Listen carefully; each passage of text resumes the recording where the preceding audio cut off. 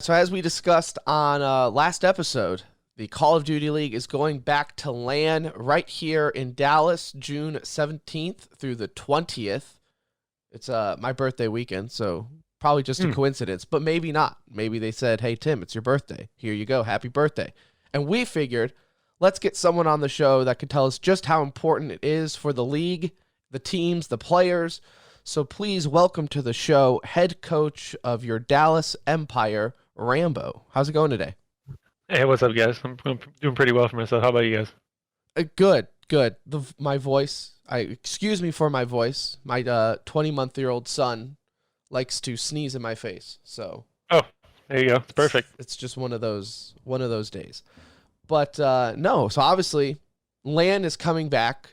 Kind of a ass backward situation, right? Where typically you're not halfway through a game's lifespan and you're just now getting to play LAN. COVID's changed things. Let's just put it that way. How much LAN on Cold War have you guys played, if any? None. No, I don't. I'd be really surprised if any team really has played any LAN so far. I mean, the important part of teams' preparations, right, is to prepare for what the playing field is going to be when you compete. So I don't expect any teams to start playing on LAN until the week of the actual event. Like we have what? We have three. We're still going to be playing online for the pool stage. So then we have the major. It's going to be on LAN. So for that week previous to that, I'm sure you're going to see teams kind of try and group up together. It's going to be easier for the teams in Dallas, obviously, since there's what, like 6 or 7 teams already in Dallas in the league. So those teams will be easier to set up LANs whatnot with each other. But yeah, it's going to be interesting to see how it changes the game.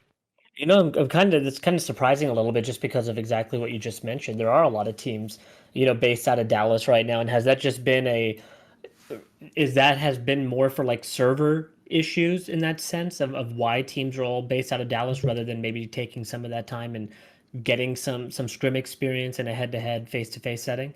Yeah, no, I mean, I think it's a reaction of how online went last year. It's just being centralized just allows you to have a kind of not necessarily an edge at all times, but it just makes it easier for you to not be in a situation where you're playing at a disadvantage online. And that's kind of a big thing that helped us earlier last year. As like the year went on, a lot of teams started kind of moving to Dallas to make it easier on themselves. There was a big misconception that like, oh my God, Dallas is only good because they play online in Dallas, and you're that they're so good. So a lot of teams kind of saw that and try to take it upon themselves to put themselves in that situation. But yeah, I think the LAN aspect to me didn't have. There was never a thought process, especially given the times that we were in last year and going to this year, that moving to Dallas was like a LAN preparation or allowing teams to be there easier. It's a great place to live. There's no state tax. So these players that are making a good amount of money now have an opportunity to make even more or keep some of it more. And it's always funny too, because it just maybe not. Maybe you know more behind the scenes on why they picked Dallas for the first LAN event, anyways. But you guys were also the winners of the last LAN event way back in March of last year. So Yeah, it is people funny. forget that quickly. Yeah, and y'all took a ton of slack around that time too, as being an online team, and Yeah. people kind of forget what did happen online. Outside of that, really that first event, y'all performed really well throughout the season.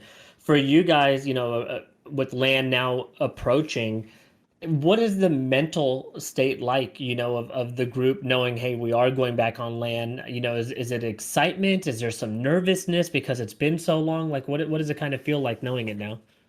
It's definitely interesting. I don't think there's necessarily going to be nervousness. I think it's just more so like what to expect when like every game plays different online to LAN. Like some Call of Duty games have like played drastically different from online to LAN. I'd say last year was not necessarily the worst, but it was definitely a little different. And like who knows what this year's going to look like, right? We have no idea because no one's ever tried it yet. So the league has done the best they could to try and help us play on the playing field that is as even as possible and the closest to LAN. Like we have 60 hertz servers. We play on servers that are supposed to be or meant to be as equal as possible given the team's locations. So as far as fairness is concerned, it's most likely not going to be that different. But the game itself, like how bullet registration counts, like how are the weapons going to kill a little faster on LAN, is positioning going to be as impactful as it is online, which it should be even more impactful on LAN. So you might see some teams that are playing the game a little more aggressively online and get the LAN and like kind of have that kind of wake up call where some of the things they're getting away with online aren't necessarily working on LAN. We saw a little bit last year, like the opposite. Like the Minnesota Rocker last year was an extremely good LAN team, and when you got to online, they just couldn't keep up because of the pace of the game got so much quicker, and people started playing a lot more aggressive because you can get away with that in the online space. So you might see kind of the opposite flip this year, but I don't see it being that much because this game's already kind of very position based, and the teams that are doing well right now are already playing the game positionally very well. So it's going to be interesting, though. I mean, there's definitely going to be one or two teams in the league that are just going to come out and be like flip flop, where they're either just bad now and they're going to be better, or they're good now and they're going to be worse. Now, it is a fanless event, so although that it is LAN, there won't be any fans there. Do you feel like that's going to be somewhat weird for the guys playing, where it's like, yeah, we're on a stage, and yes, it's LAN, but not really the same energy?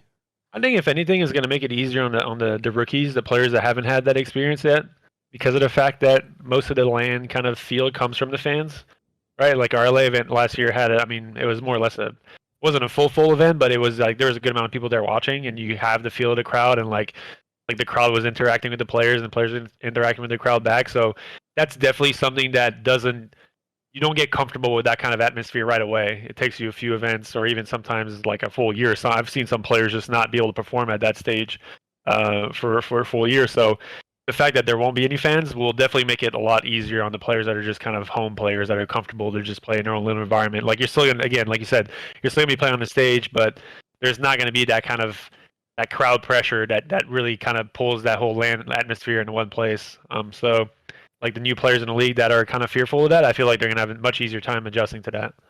You guys hopeful that at Champs we will have fans in attendance?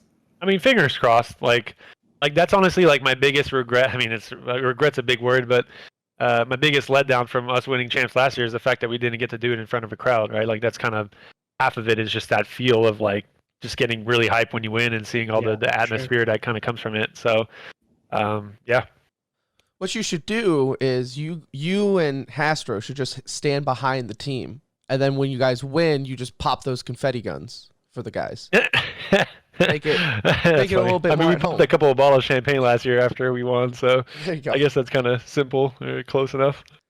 Now, looking ahead then, because, you know, as you mentioned with Champs and everything, you guys are defending Champs, second place at the moment in the league. Don't know if you know this, Rambo, but you guys have made a considerable roster change recently. Have we? Just a little one. So tell us exactly what happened. My social media says that we haven't. I don't know what you're talking about. So obviously, you don't have to, nor would you, give us all the behind-the-scenes details of the inner workings of the Empire. But looking ahead, right? New roster, new last half stretch of the season, if you want to call it that. You know, how are the mindsets going in? Listen, I will say this about the whole situation: like, it wasn't just done out of spite.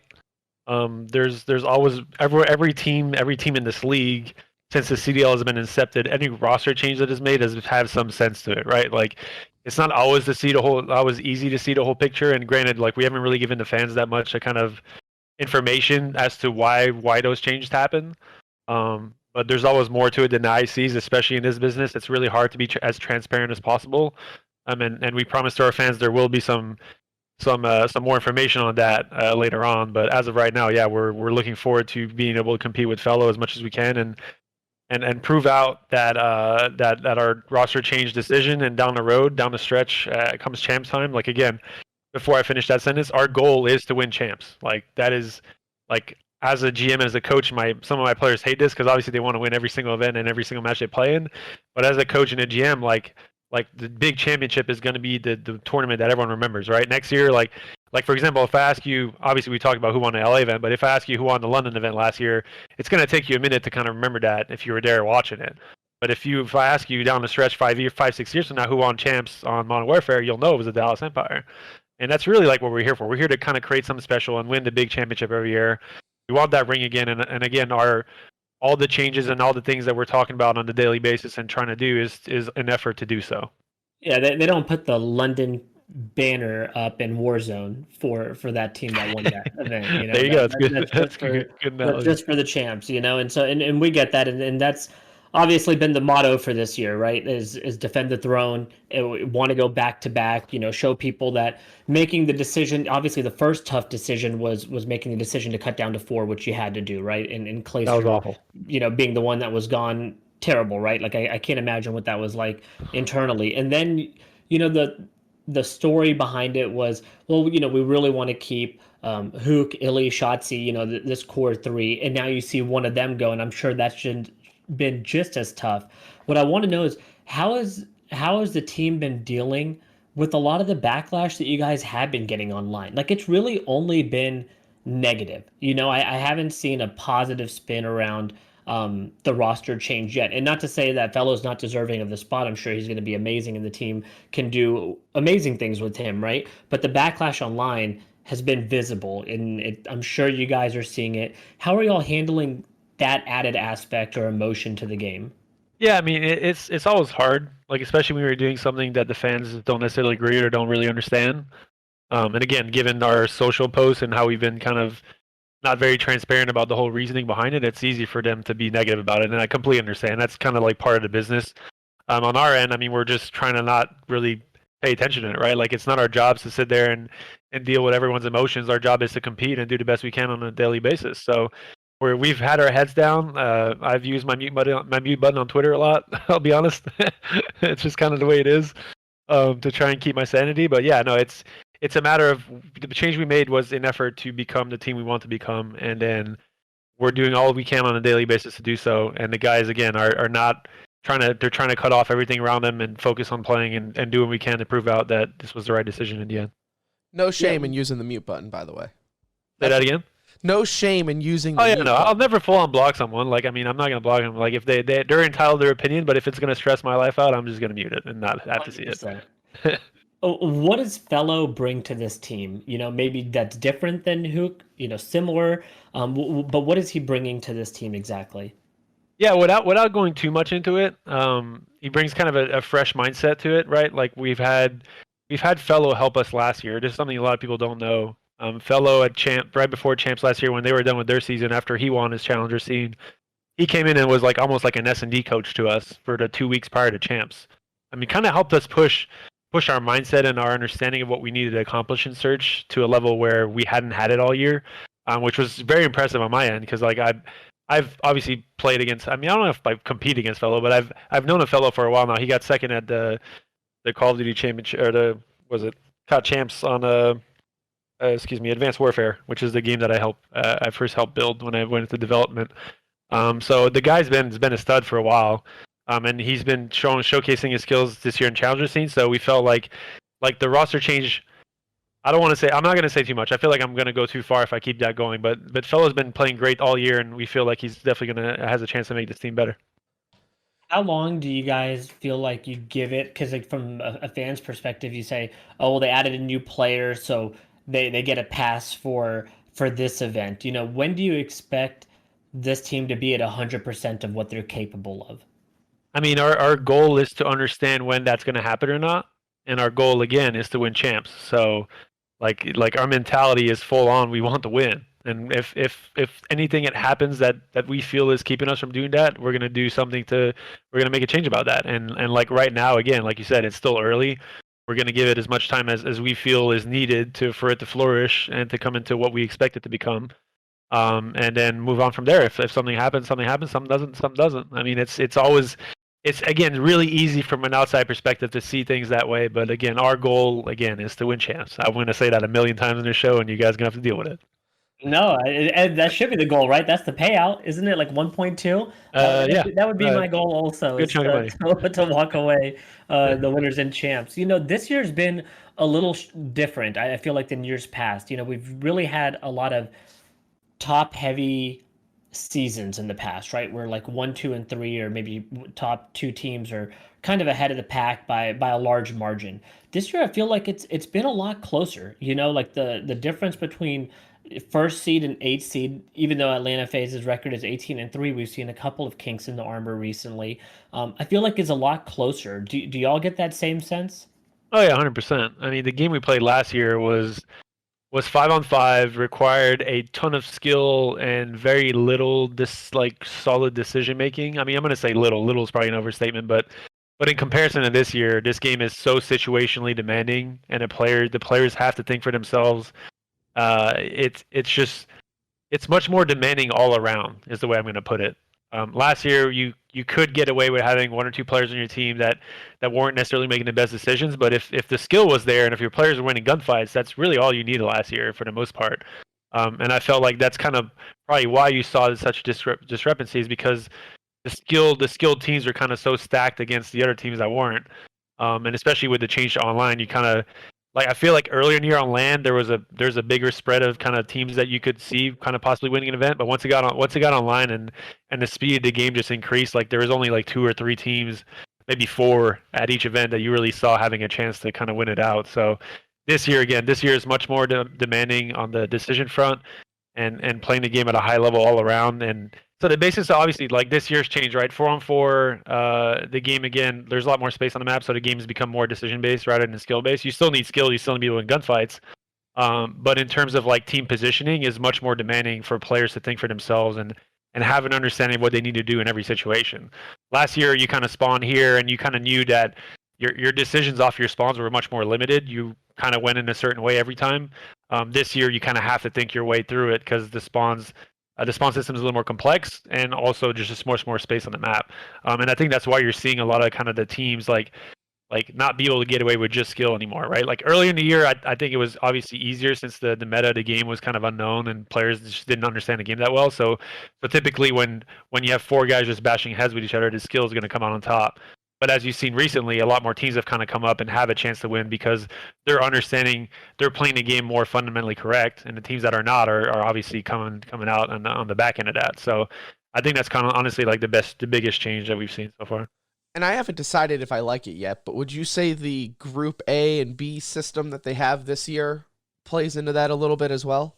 I mean, kind of.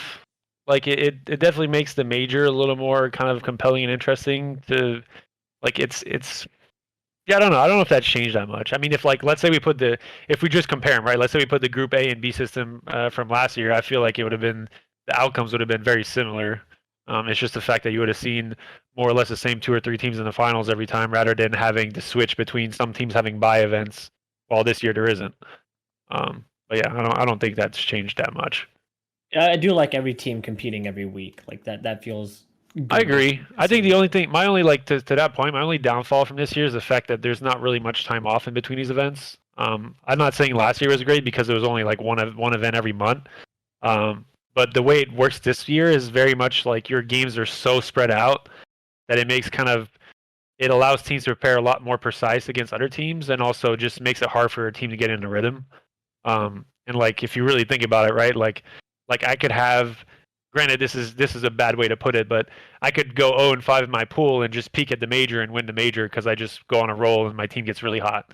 While I couldn't have done that in the pool play. I'm not saying that's going to happen, but it's just the basis of like how it worked last year, where all your games are condensed. So it's like if you show up and you're flat, then you're just done. While this year, if you show up in your pool play match, is great, but if you show up in the major, you're flat, then you're done. So it's kind of weird in perspective how it's kind of panned out. I wish things were just much more condensed. Like I wish in my opinion, it should be like 2 weeks of pool play matches, yeah, and then a major week, and then you take 2 weeks off and then move forward. Yeah, because now y'all will end here on the 16th, assuming you're in the finals, and then you're gonna have to pick up again in just like 10 days, basically. I mean, it's not just for the time off factor for the players to reset. It's just more so for like the meta and the game to develop a little more, and the practice also schedule just becomes a lot more difficult because you like whenever these teams compete in matches, like for example, like for the major this week, like we have a normal day of scrims today and tomorrow, and that's it. Like.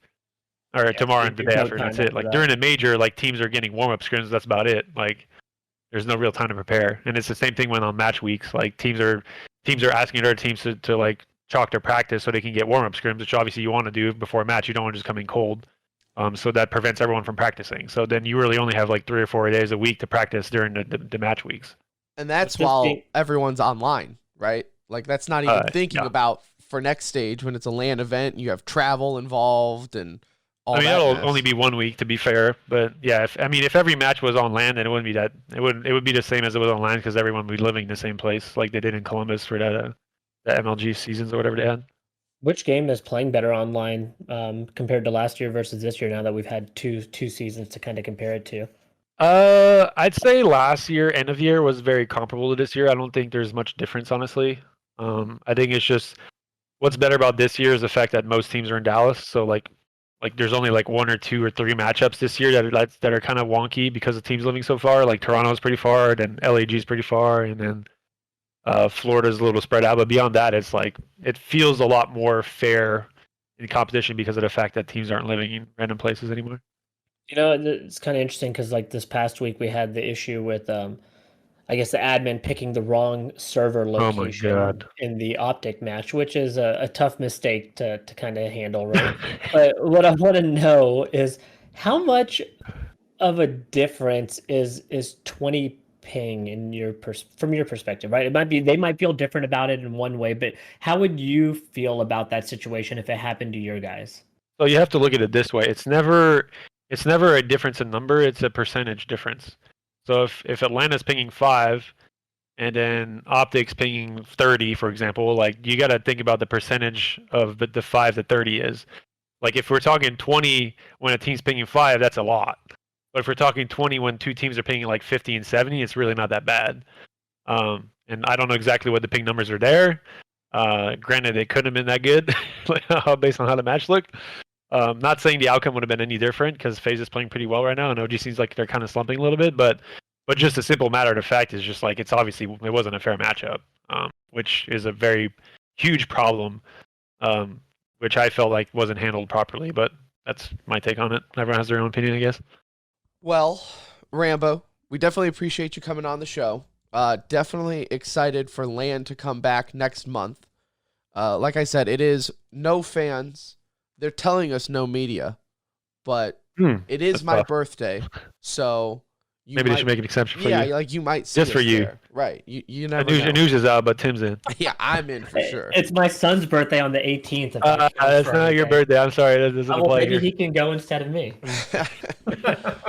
Actually, a funny thing we didn't really touch on is the fact that since our roster changed and the fact that we haven't like picked up another player, we had to find a new substitute. I am now officially full Jackie Moon, semi-pro style coach, GM, and substitute player. Oldest player in the league. Rambo Ray is back. That's pretty badass. How does that feel? Feels good. I bet it does. I just really hope a player doesn't break a thumb. So now what you need to make do, a fool of myself. Now you just have to have the power move and really set your dominance and bench one of them. Like bench. This is what you guys do. If you're having like a kick-ass time in the major, bench Crims just to send a message. Oh my God. This is how much better we are. That's one of our starters for old man Rambo Ray to come in and show his dominance. Like they drop one map, bench Crims, and put yourself in. Just... Do you think you could still fry a little bit if you had like just like you were on an on game? You know, could it happen? I mean, dude, like this is one thing people need to understand is that you never truly lose it. Granted, like I'm super rusty, obviously. I mean, everyone thinks that as a coach and like or GM or anyone that's involved in the organization gets to play a lot anymore. Like it's not my job to play, right? So I mean, I still play league play here and there. Like if someone really told me like, hey, look, there's a potential that you might play him on, like I would just grind a game every day for that point to at least have a somewhat of a chance to substantially show some level of life in game. But yeah, the brain's still there. The hands are definitely not. So that'd be the biggest thing I have to get back. Well, dude, go kick ass. We're rooting for y'all. We're homers. We're here in Dallas also.